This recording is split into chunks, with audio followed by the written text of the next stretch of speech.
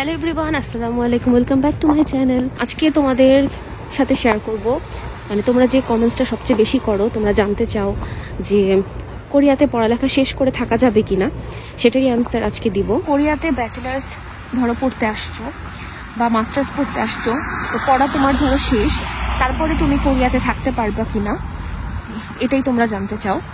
Bachelors অথবা যে কোনো এডুকেশনাল যে ডিগ্রিটা তোমরা কোরিয়া থেকে নিচ্ছ, ডিগ্রিটা শেষ করার পরে তোমরা কোরিয়াতে চাইলে থাকতে পারবা। এটার জন্য জানতে হবে কোরিয়াতে থাকার জন্য তোমার ভিসাটা ঠিক থাকাটা জরুরি। যেমন স্টুডেন্টদের জন্য হচ্ছে D2 ভিসা, তো এর পরে যদি থাকতে চাও তাহলে ভিসাটা চেঞ্জ করে থাকতে হবে। ধরো ব্যাচেলার্সের জন্য কোরিয়াতে তুমি আসছো, কিন্তু এখন মাস্টার্সের জন্য পড়বা, কিন্তু মাস্টার্সের এখনো ফান্ডিং পাওনি অথবা অ্যাডমিশন নাও নাই, তো সেক্ষেত্রে কি করতে পারো, এটা আসলে সব ডিগ্রির ক্ষেত্রেই সেম হবে। ধরো তুমি এখনো ফান্ডিং ম্যানেজ করতে পারোনি, সেক্ষেত্রে তুমি D2 ভিসা থেকে 2 বছরের জন্য জব সার্চিং ভিসা পাবা। তুমি ইমিগ্রেশন অফিসে যাবা, যাওয়ার পরে তোমার যে ব্যাচেলার্সটা কমপ্লিট হলো সেটার সার্টিফিকেট আরও কিছু ডকুমেন্টস আছে, সেটা লিস্ট আমি এখানে অ্যাড করে দিব। তখন 2 বছরের জন্য জব সার্চিং ভিসা পাবা। তো সেই 2 বছরের জব সার্চিং ভিসাটা একবারে দেওয়া হয় না, 6 মাস করে করে দেওয়া হয়, আবার অনেকের ক্ষেত্রে 1 বছর করে করে দেওয়া হয়। এখন মেবি এই জব সার্চিং ভিসাটা 3 বছরের করেছে। আর এই সময়টা তুমি কোরিয়াতে থাকতে পারবা, থেকে জব খুঁজতে পারবা, অথবা অন্য কোনো স্টুডেন্ট ভিসাতে যেতে পারবা, অথবা তুমি যে ভিসাতে যেতে চাও সেটাতে যেতে পারবা। আর মাস্টার্সের ক্ষেত্রেও সেরকমই। আমি আমার কথা যদি বলি যে আমার কি কি অপরচুনিটিস আছে, আমি ধরো জব সার্চিং ভিসাতে যেতে পারি, অথবা আমি জব করতে পারি, অথবা আমি PhD-তে জয়েন করতে পারি। 3 ধরনের। এখন ধরো আমার প্রফেসরের যেহেতু ফান্ডিং ছিল, আমি মাস্টার্সের পরে PhD না করে আমি রিসার্চার হিসাবে সেই প্রফেসরের আন্ডারে জয়েন করে ফেলি। সেক্ষেত্রে আসলে আমার প্রফেসরের ফান্ডিং ছিল দেখে।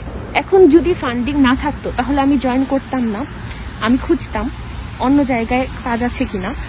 আর যদি কাজ না পেতাম তাহলে জব সার্চিং ভিসাতেই কোরিয়াতে থাকতাম ট্রাই করার জন্য, অন্য কান্ট্রিতে অথবা অন্য কোনো প্রফেসরের আন্ডারে PhD এনরোলমেন্টের যে ইনটেক হবে সেটার জন্য ওয়েট করতাম। তাহলে এটার মানে হচ্ছে যে কোরিয়াতে তুমি যদি পড়াশোনার জন্য আসো তাহলে তুমি থাকতে পারবা কিনা, থাকার ওয়েটা হচ্ছে এটা।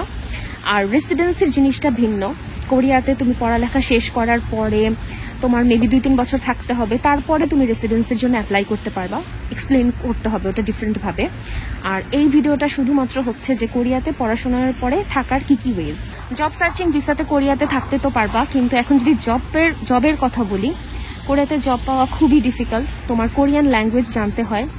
আর ধরো তুমি কোনো প্রফেসরের আন্ডারে ল্যাবে কাজ করলা, সেই প্রফেসর ইংলিশ ল্যাঙ্গুয়েজ বললো যে না কোনো সমস্যা নাই, সেক্ষেত্রে তুমি থাকতে পারবা। আর যদি রিকোয়ারমেন্টই থাকে যে না তোমার কোরিয়ান ল্যাঙ্গুয়েজের টপিক সার্টিফিকেট লাগবে, সেক্ষেত্রে তোমার কোরিয়ান ল্যাঙ্গুয়েজ এক্সাম দিতে হবে। কোরিয়ান ল্যাঙ্গুয়েজ না জেনে কি স্টুডেন্টরা কাজ করতেছে না? হ্যাঁ করতেছে, ডিফারেন্ট রেস্টুরেন্টে কাজ করতেছে। আর এছাড়া কি ধরনের কাজ পাওয়া যায় সে সম্পর্কে আসলে আমার তেমন কোনো আইডিয়া নাই, কিন্তু আমার কিছু পরিচিত মানুষজন অন্য সিটিতে তারা রেস্টুরেন্টে কাজ করে। রেস্টুরেন্টের কাজের ক্ষেত্রে আসলে কোরিয়ান ল্যাঙ্গুয়েজ তেমন পারা লাগে না। আর সেই 2 জন ফ্রেন্ডই ভালোভাবে আসলে কোরিয়ান ল্যাঙ্গুয়েজে কথা বলতে পারে না। মানে যে ওনারটা আছে সে ইংলিশ ল্যাঙ্গুয়েজেও কথা বলতে পারে, কোরিয়ানেও কথা বলতে পারে, তাই তাদেরকে কাজে রেখেছে এরকম। আর পড়তে এসেও কিন্তু কাজ করা যায় না, তুমি সবসময় কাজ করতে পারবা না। কাজের কিছু আওয়ার্স আছে, তোমার ইউনিভার্সিটি ওয়েবসাইটে ঢুকে ওখানে দেখতে হবে যে ওয়ার্কিং আওয়ার কতটুকু দেয়া। আই হোপ তোমরা বুঝতে পেরেছো কোরিয়াতে এসে তোমাদের পড়ালেখার বিষয়টা। তো কেউ যদি ব্যাচেলার্সের জন্য আসো তাহলে সে জব সার্চিং ভিসাতে যেতে পারো, অথবা মাস্টার্স জয়েন করতে পারো। আমি কিন্তু কোরিয়াতে ব্যাচেলার্স করাটা সাপোর্ট করি না। কোরিয়াতে ব্যাচেলার্সের জন্য স্কলারশিপ খুবই সীমিত।